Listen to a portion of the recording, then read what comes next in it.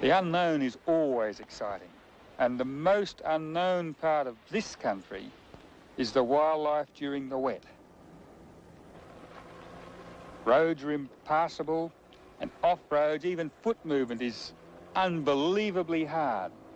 So very few naturalists have ever studied the patterns of life in this country during the wet.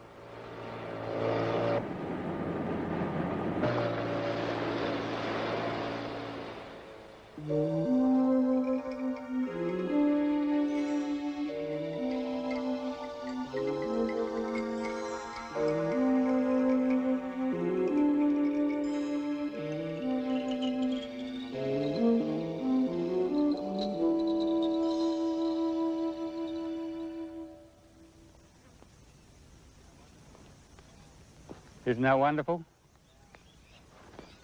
The sound of the top.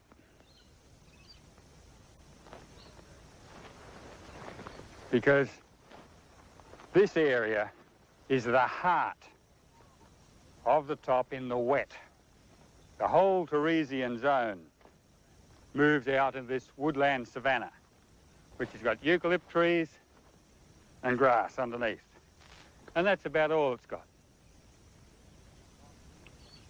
This monotonous, even-looking country during the wet is where all the animals that normally live in the jungle and the billabongs and the rivers are flooded out, and they come up and live in this. The mountains feed the water off down the rivers, and the refuge is here. Each one of these trees, these eucalypts, each burgeoning, growing grass, all contains a complement of animals. They're all living here. But they're spread so thinly that you have to know where to look and how to look. You could go for days in this country and not see a thing, except perhaps unfortunate animals dead on the roadside. And that's all you'd see. And yet if you know where to go, it's full of it. Everywhere you turn, there are animals. But not like it is in the dry, when they're all brought in together on the tight little waterholes and billabongs. Now they're spread out, breeding, ready for next season and the dry times to come.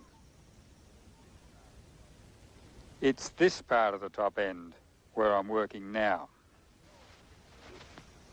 You can always see birds in this country, but where do the other things go, the ground-living things? Well, here's one place. Hollow trees. Tracks on them. Everything says they've got to go.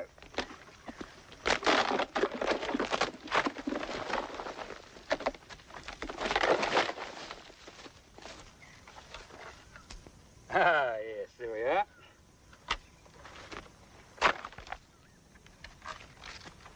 Come on, come on.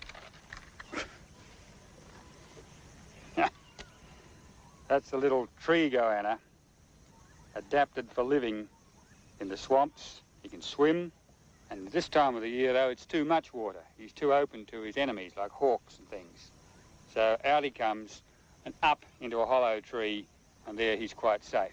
That's how fat his tail is. That's all the dry season's tucker. And he'll live on that.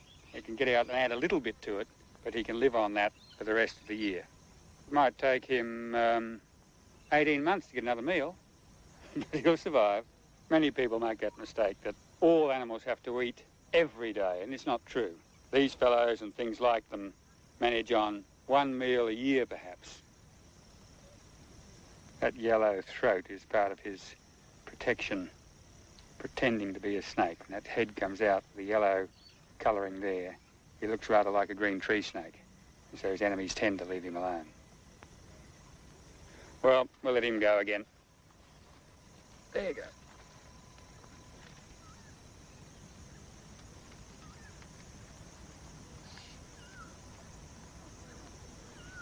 Of course, there's not room up in the trees for everything.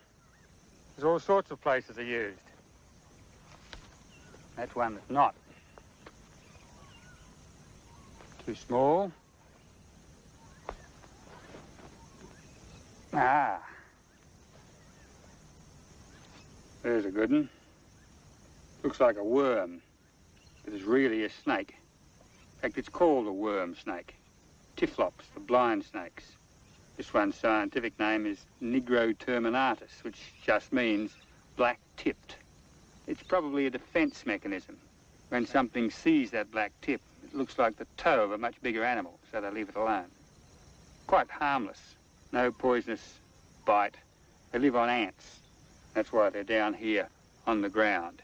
Night time they crawl along. They come to an ant hole. They poke their head down the hole. And they just let their body sort of flash around. Doesn't matter. Because as the ants come rushing up to drive away the intruder, until you can hold him up to the light like that, you can count all the ants he's eaten in the last meal. Well, back to ant eating. That's plenty of food in this country. Notice we always put the stone back again. If you come up here, always put things back when you've had a look. Leave it for other people to enjoy too. West from Katherine, the flat savanna gives way to a series of rivers and steep escarpments which inhibit the movement of wildlife. There are few people here, but the wildlife is affected mostly by the huge herds of cattle.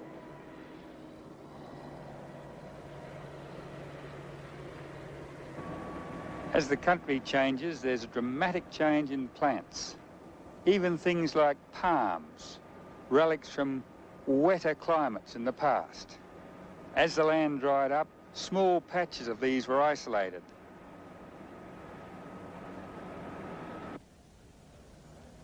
Since these major roads have been sealed, high-speed traffic doesn't give any animal on the road a chance. Some people actually go out of their way to run over things like snakes. It's crazy out here. These things don't hurt anybody in this country. Usually, if you slow down, they'll move off. But this fella's not going to.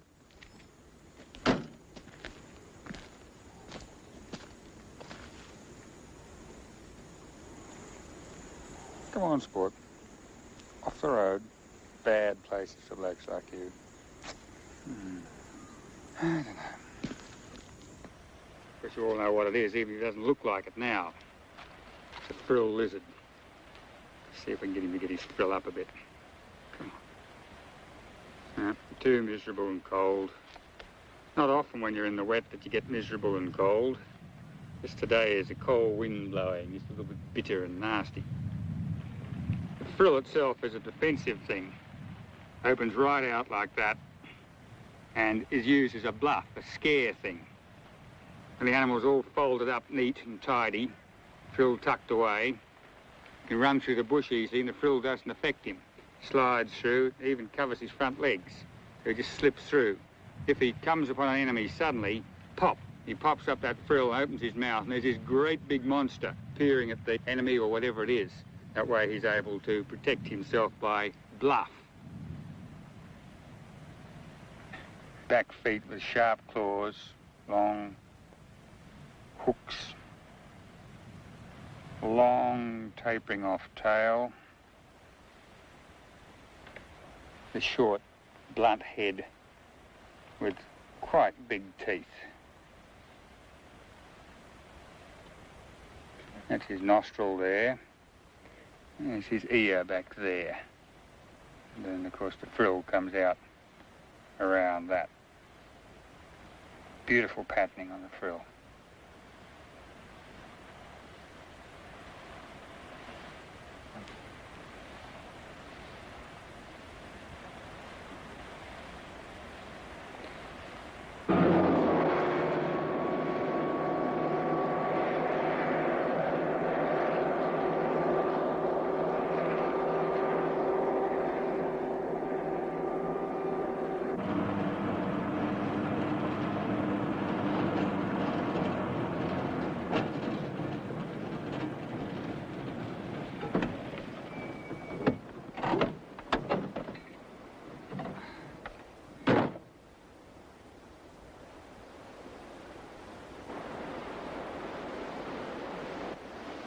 Well, that's the Victoria River.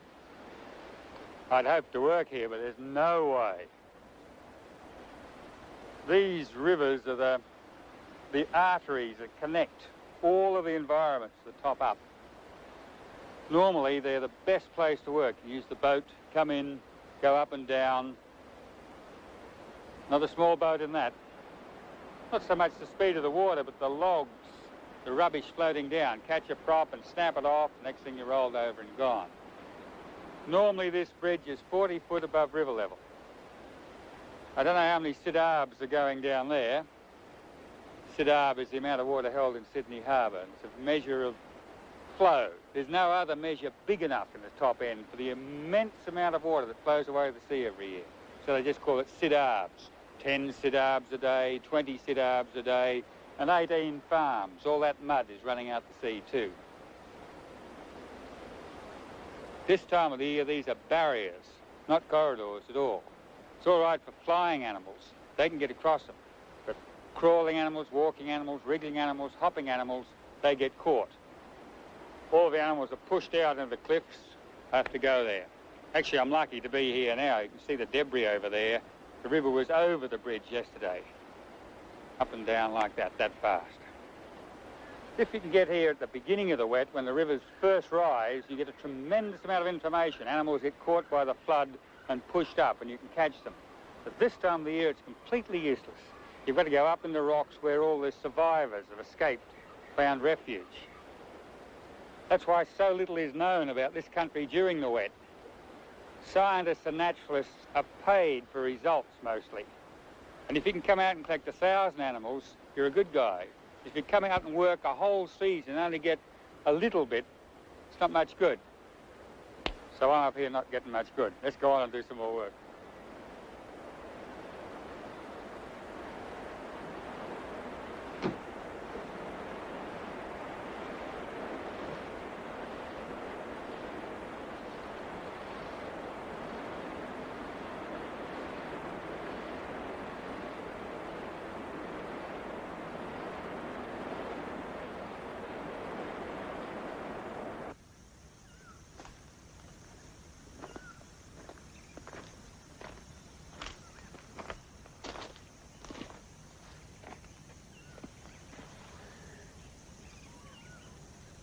This is the best of it. All the environment's up here. This is the one that takes your heart away and your breath away and your eyes bug out. The cliffs lead down into the valleys. The two go together almost always. The valleys with the rivers in them are the arteries of the country. The cliffs, wet weather refuge, and a whole host of animals live here even in the driest, harshest times. In the wet season, all the valley populations move up into these cliffs, and they then compete with the residents. You can see anything here. Cloudy day, even nocturnal things will be out.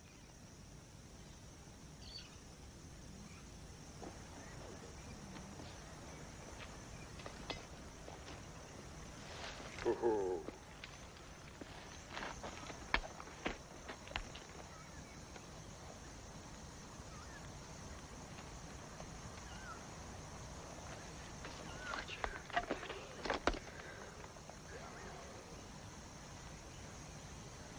That's about the most dangerous animal up here.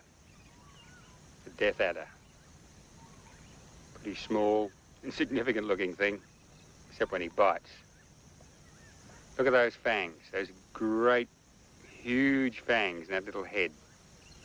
They're retractile, they move. The reason for this, he's a hunting animal. And because he's short and slow, once he digs in with the fangs, he's got to hang on. He's got hollow fangs. They've got a hole right down the middle and a lot of poison, perhaps half a teaspoonful. Once he bites, the whole lot goes in. And a bad bite could kill a healthy adult in about 3 minutes, I guess. Just because he's bitten that stick doesn't mean he's out of poison. His poison glands are about the same as our spit glands. And he can make poison as quick as you can make spit. But like most of these things, you can spit yourself dry and he can bite himself dry, and it takes a long time to come up again into as strong as it was. The really dangerous time for snakes is after they've been quiet for quite a long time. if they've been catching food recently, they've expended the worst part of their poison, the distilled stuff, the really good brew. The tail's interesting too. That little spine wriggles. The death adder lies in a sort of S bend and wriggles the spine, and a bird or a lizard sees it and thinks it's an insect leg, dives on it to grab it, and he's gone. Instead, they don't chew their food, they swallow it whole. They've got this marvellous dislocated jaw which allows them to swallow things 3 or 4 times as big as they are around. But you don't find them very often. They don't come out in the daytime very much at all. Dull day like today, he's out having a little bit of the sun. Too much sun and he gets sunburnt. Snakes do get sunburnt and they can die from it. Well, although he's a bitey and a baddie, in nature you let things go when you finish with them. He doesn't like me very much. The way he flattens his ribs out, that warning colour, the orange and yellow. In nature, that is, look out. And if you see him, you look out. He's a killer. Out here in the bush, they're not likely to affect anybody, and they have a part and a place in the pattern of the ecology here. The only things I kill out here are cats, things like that have been brought in by a white man. The things that belong here, enjoy them, look at them, and leave them for somebody else to enjoy.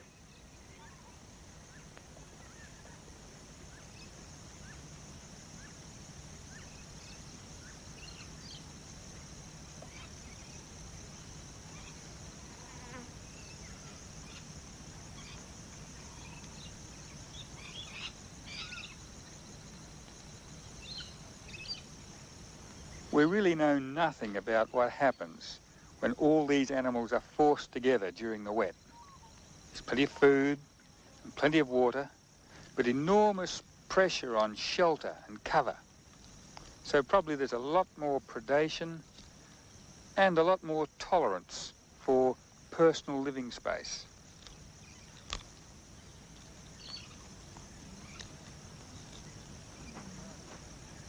Things as large as the emu have no worries anyway.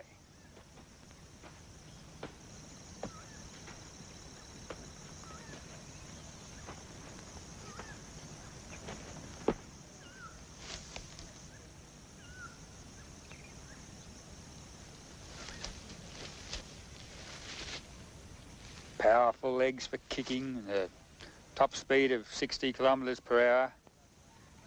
They can easily outrun most predators found in Australia. But smaller birds are less fortunate if they're caught napping. Those birds you can hear calling are sounding an alarm, a specialised call to warn of danger. And it's around this tree, so there's something in it.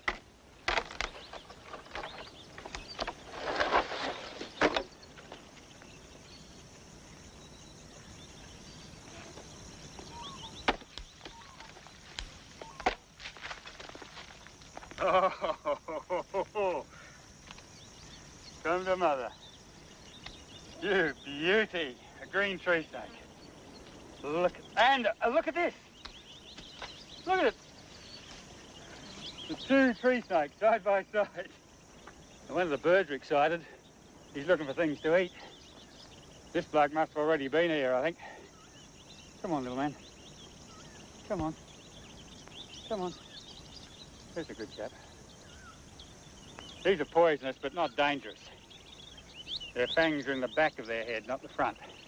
Look at the way they move through those leaves. Oh, Lord, lovely thing. That one's a territory tiger. Oddly enough, he can hear me now through the vibrations of my voice on the leaves. Gets it all from his belly. Where's the other fella gone?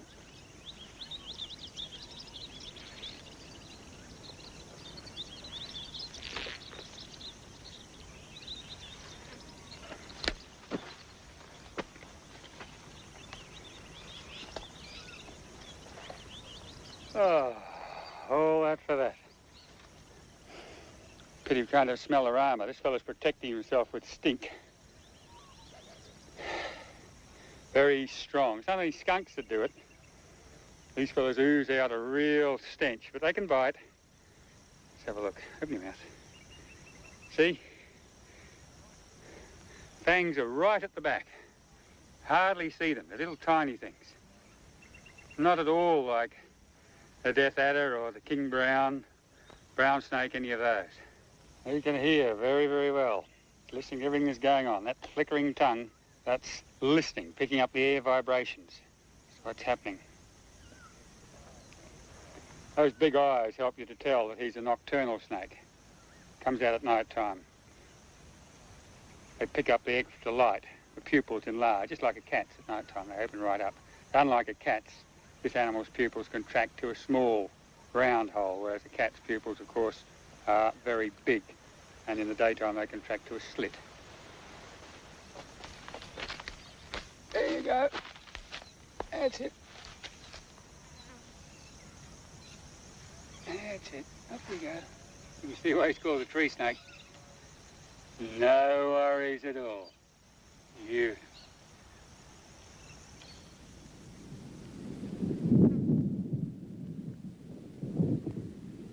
Each day during the wet, humidity and clouds build up until about mid-afternoon. The rumble of thunder, down comes the rain. It's a sight very few visitors ever see, because visitors come here in the dry, when you get the red cliffs and the brown green of spinifex and grass and this dramatic blue sky. But because it's wet, that's why I'm here, to find out what happens.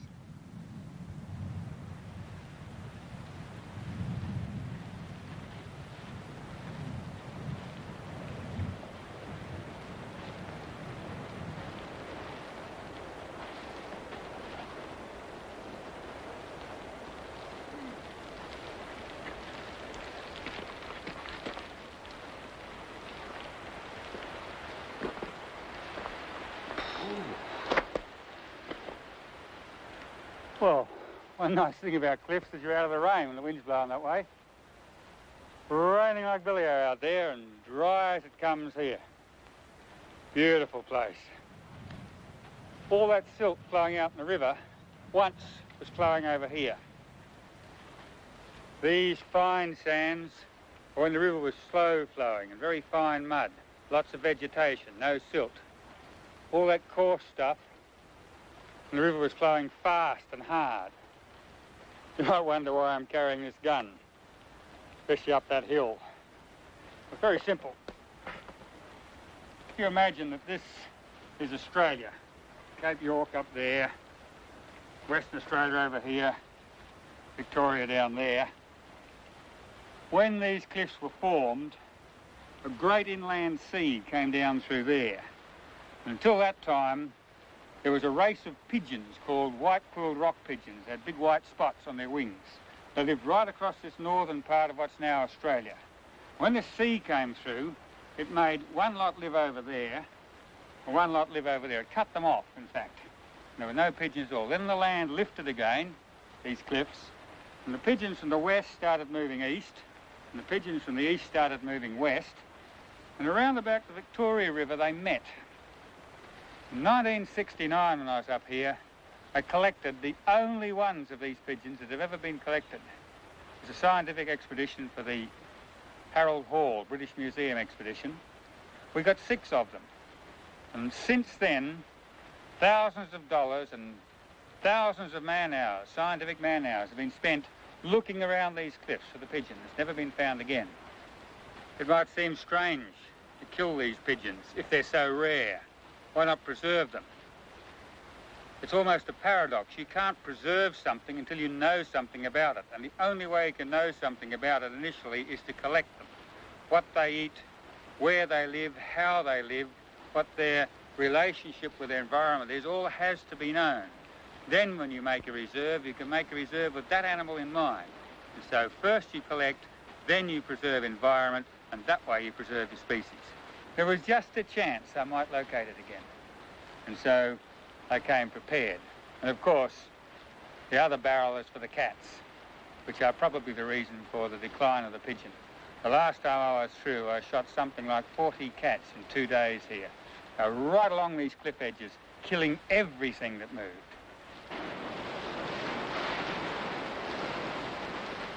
It seems obvious that the feral cats have already done their work. Pigeons may never be seen again. It's already too late. They're just another one of the species that's become extinct since the white man came to this country.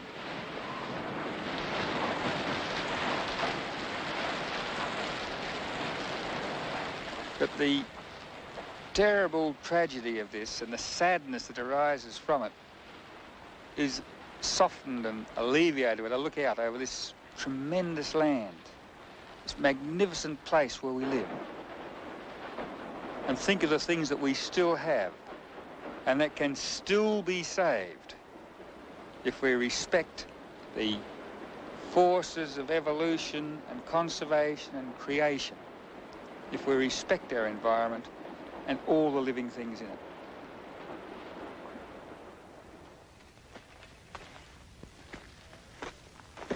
So, after all of this, rivers, jungle, plains, hills, what happens in the wet? It's incredibly complex.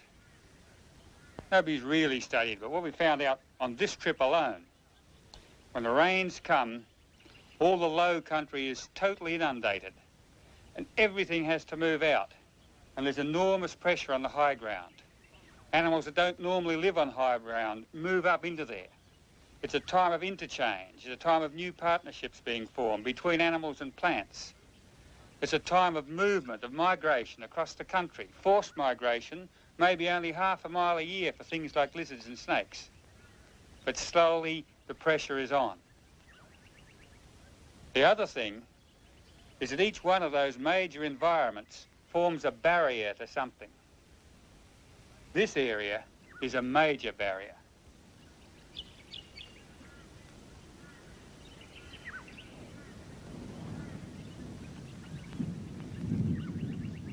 These immense tumbles are the only gap in this entire range. And the wildlife comes, the plants and the animals, they run into the barrier of the range. And this is where it all stops. This, in fact, is the great dividing range between the west and the east. And these areas, these relict areas, where animals and plants come to rest, as it were, they can't go any further, are most important to naturalists, to scientists, to ecologists, and in fact to everybody, because this is really where the heritage of Australia is, the whole essence of it. All of the animals and plants that have ended up here against this barrier have come this immense journey through evolution, through time and through space.